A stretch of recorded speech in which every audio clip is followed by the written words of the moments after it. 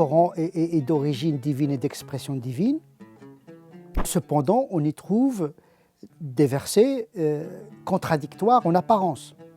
Tout simplement parce que le Coran a été révélé pendant 23 ans dans des réalités parfois contradictoires.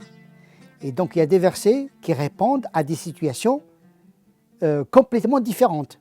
C'est-à-dire que la contradiction n'est pas dans le texte en tant que tel. La contradiction elle est dans l'histoire et la réalité des hommes. C'est pour cela qu'il est nécessaire d'avoir une doctrine d'interprétation. On n'interprète pas le Coran sans outils.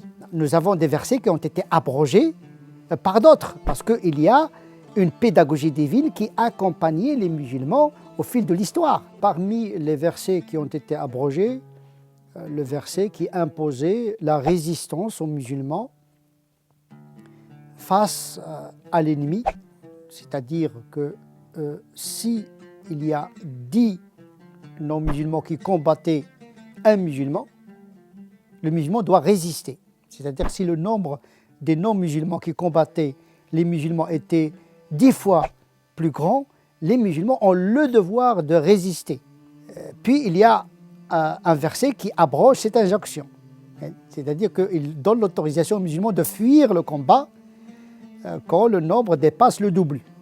Donc il y a une abrogation. Donc il y a une négociation de la révélation en fonction de la réalité des musulmans. Donc cette dimension est très importante. Donc, en abstraction faite de cet exemple, ce qui va intéresser le théoricien, l'interprète, le théologien, c'est la pédagogie, c'est-à-dire que la réalité est très importante quant à la formulation de l'éthique et du droit musulman.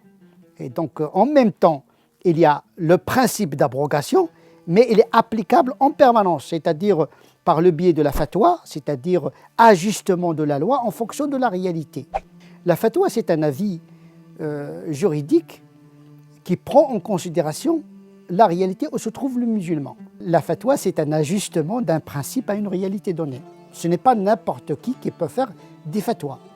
Le mufti doit être compétent, doublement compétent, dans les classiques, les doctrines classiques, mais également doit être compétent en matière de connaissances anthropologiques, sociologiques. Il doit connaître bien sa réalité, la psychologie, la sociologie, la réalité où se trouve le musulman. Pour la simple raison, c'est que lorsqu'on se trompe de réalité, on se trompe d'interprétation de la loi.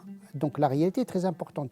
Donc le mufti doit être situé dans le même contexte où se trouve le reste des musulmans. C'est-à-dire, par exemple, un mufti qui est en Arabie Saoudite, qui donne des réponses religieuses à quelqu'un qui est en Amérique ou en France, ça ne rime à rien du tout. C'est-à-dire le mufti doit être toujours dans le même contexte où se trouve sa communauté.